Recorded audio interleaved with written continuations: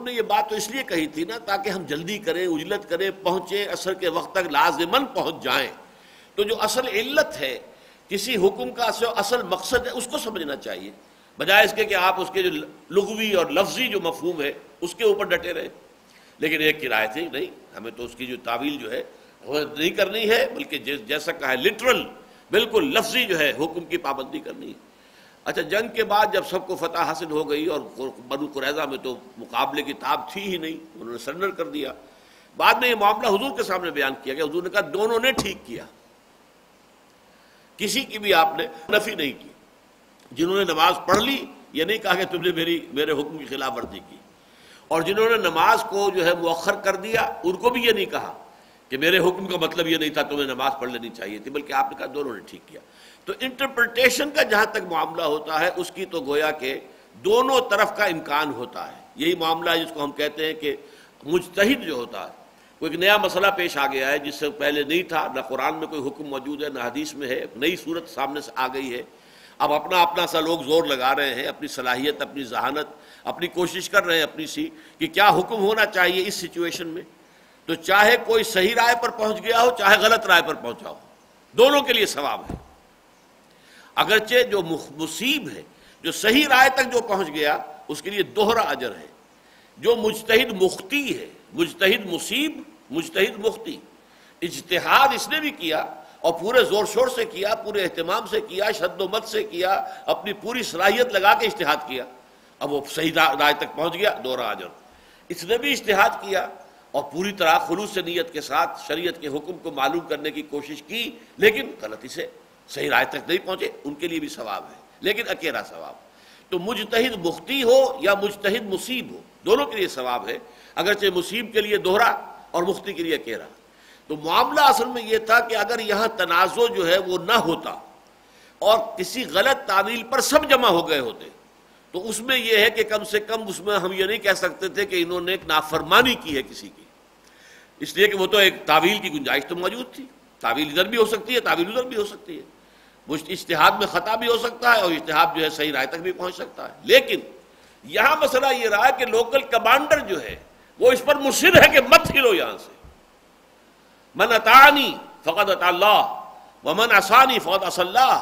ومن اطاع امیری فقد اطاعنی ومن عصى امیری فقد عصانی. حضرت عبداللہ ابن جبیر ابن نعمان انصاری رضی اللہ تعالیٰ عنہ وہ ڈٹے ہوئے کہ نہیں، تو حضور کے حکم کی تو میں نہیں کہتا کہ یہاں خلاف ورزی ہوئی ہے، معصیت جو ہے رسول فرمان نبوی کی نہیں ہے، لیکن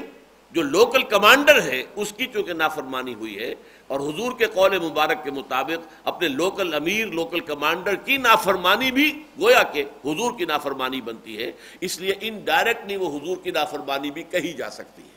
لیکن میں یہ نہیں سمجھتا کہ جان بوجھ کر ان صحابہ میں سے کوئی بھی حضور کی نافرمانی کا کوئی جو ہے وہ کوئی ارادہ رکھ سکتا ہو اور سوچ سکتا ہو.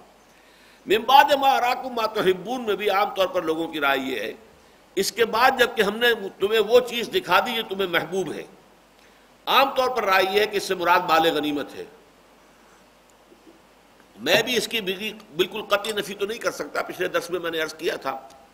کہ یہاں جو سود کی حرمت کا حکم آیا، سود در سود، سود مرکب کا، وہ ہم پڑھ چکے ہیں پچھلے درس میں،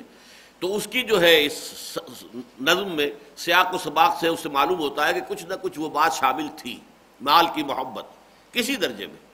لیکن میرے نزدیک تعویل دوسری جو ہے وہ قرآن مجید میں القرآن یفسر بعضہ بعضا کا جو اصول ہے اس کی روح سے وہ بہت زیادہ قوی ہے، اور اس سے مراد فتح ہے.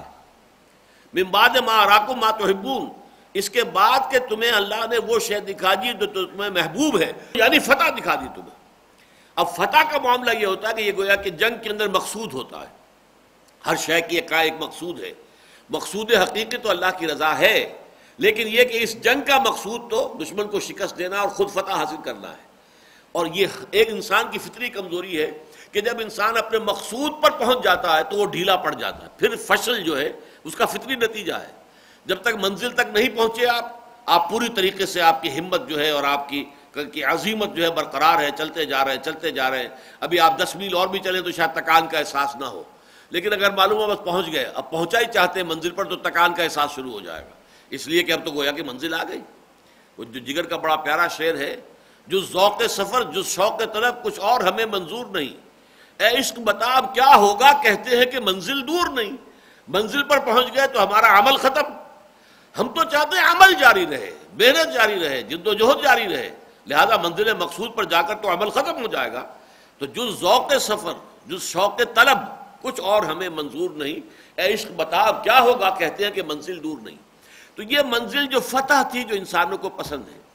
اور میرے پاس اس کی دلیل یہ ہے کہ یہاں مراد مال غنیمت نہیں ہے بلکہ فتح ہے، وہ سورہ صف کی آیت ہے۔ سورہ صف میں اللہ کی راہ میں جہاد کرنے کے جو نتائج بیان کیے گئے ہیں وہ تین تو ہیں نتائج،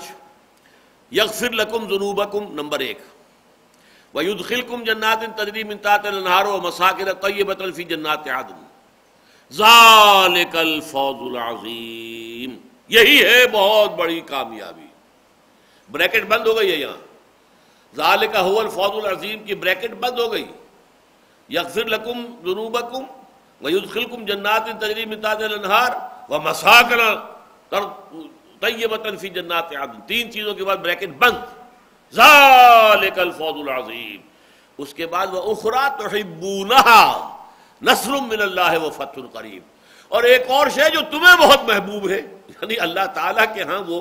اس کا کوئی تعلق کامیابی ناکامی سے نہیں ہے، لیکن انسان اپنی فطری کمزوری کی وجہ سے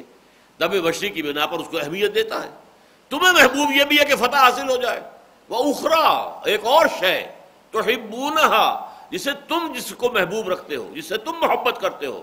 نصر من اللہ وفتح قریب، وہ یہ بشارت ہے کہ اب اللہ کی مدد آیا چاہتی ہے اور فتح جو ہے تمہاری قدم بوسی کیا چاہتی ہے۔ یہ جو ہے اخری تحبونہا فتح قریب، یہ ہے جو یہاں پر آپ سمجھیے من بعد ما اراکم ما تحبون، جب اللہ نے تمہیں وہ شے دکھا دی ہے تمہیں پسند ہے۔ اس کا مطلب کیا ہے، ذرا تجزیہ کیجئے۔ دیکھیے ہم بھی اللہ کا فضل جس پر بھی ہے اور جتنا بھی ہے وہ اپنی زندگی جو ہے لگا چکا ہے اللہ تعالیٰ کے دین کی اقامت کی جد و جہد میں، یہ لگا رہا ہے، لگائے ہوئے ہے۔ اس میں اصل تو مقصود کیا ہے، آخرت کی فلاح، کامیابی، اللہ راضی ہو جائے، اللہ تعالیٰ جنت میں داخل فرما دے، جہنم سے ہمیں بچا لے، یہ ہمارے اصل نصب ہے۔ لیکن دنیا میں کامیابی، واقعی ہم اپنی آنکھوں سے دیکھ لیں کہ اسلامی نظام قائم ہو گیا، واقعی ہمارے ہی ہاتھوں یہ منزل جو ہے کامیابی کے آخری مرحلے کو پہنچ جائے، یہ بھی ایک خواہش دبی ہوئی ہوتی ہے، اور یہ خواہش بسا اوقات پھر انسان کو بڑے غلط راستے پر ڈال دیتی ہے۔ فرض کیجئے کہ آپ نے پوری طریقے سے غور و فکر کر کے علی وجہ البصیرت ایک راستہ معین کیا کہ منزل مقصود تک پہنچنے کا یہ راستہ ہے، اور اس راستے پر چلتے ہوئے آپ کو محسوس ہوا کہ یہ منزل جو ہے تو قریب نہیں آ رہی۔ عبداللہ شاکر کی ایک نظم کے الفاظ مجھے یاد آئے، 1951 میں انہوں نے انتخابات جو ہوئے تھے پروونشل اسمبلی کے، جماعت نے اس میں حصہ لیا تھا، تو دولتانہ صاحب کے جو خواہشات تھیں اور جو ان کے اندازے تھے اس کی تعبیر کی تھی فارسی میں کہ وزارت پنجابی میں، وزارت پنجابے والی لینی ضرور ہے، اکھیاں تھی نیڑے نیڑے قدماں تھی دور ہے، تو آنکھوں سے تو بہت نزدیک نظر آ رہی ہے وزارت جو ہے پنجاب کے، قدموں سے دور ہے۔ یہی معاملہ جب کسی اسلامی تحریک کے کارکنوں کا ہوتا ہے کہ ہم نے جو راستہ طے کیا تھا اس کا سغرا خبرا تو درست ہے، راستہ تو یہی ہے، جائیں جاست، طریقہ کار تو یہی ہے، لیکن پہنچ نہیں پا رہے، تو پھر آدمی نہ پہنچ پانے پر اگر یہ کہ وہ غور کرتا ہے اچھا کوئی راستہ حک اور کرک جسے کہتے ہیں، جیسے کہ ہاکی والا یا فٹ بال والا اپنی گیند کو لے کر چلتا ہے تو دائیں بائیں ادھر سے ادھر ادھر سے ادھر، تو یہ جو کیری اوور کرنا ہوتا ہے تو یہ ہے کہ بائی ہک اور بائی کرک، بائیں طرف سے کسی طریقے سے میں پہنچوں، اور یہ شے منزل کو کھوٹی کر دینے والی ہے۔ اس اعتبار سے یہ بہت ہی نازک، بہت اہم اور بہت ہی سمجھیے کہ لطیف نقطہ ہے جس کو سمجھ لینا چاہیے۔ فتح و شکست بالکل ذہناً فارغ ہونا چاہیے، فتح ہو شکست ہو کوئی پرواہ نہیں، ہمیں اپنا فرض ادا کرنا، بس اللہ اللہ خیر سے۔ ہماری کامیابی یہ ہے کہ جو کچھ اللہ نے ہمیں دیا ہے، جو توانائی، جو قوت، جو صلاحیت، جو ذہانت، جو کچھ دیا ہے، مال دولت اولاد، جو کچھ دیا ہے اللہ نے، اسے اس راستے میں لگا دیں، بس کامیابی وہ چاہے تو ہو جائے، صحیح ہے، اچھا ہے، یہ بونس ہے، ہمارا حقیقی مقصود نہیں ہے، ہماری اصل اجرت یہ نہیں ہے، اصل اجرت اللہ کے ہاں ہے۔ وَإِنَّ اللَّهَ عِندَهُ أَجْرٌ عَظِيمٌ، اجر عظیم تو اس کے پاس ہے۔ یہ دنیا میں فتح ہو جانا اس کا کوئی اس سے تعلق نہیں.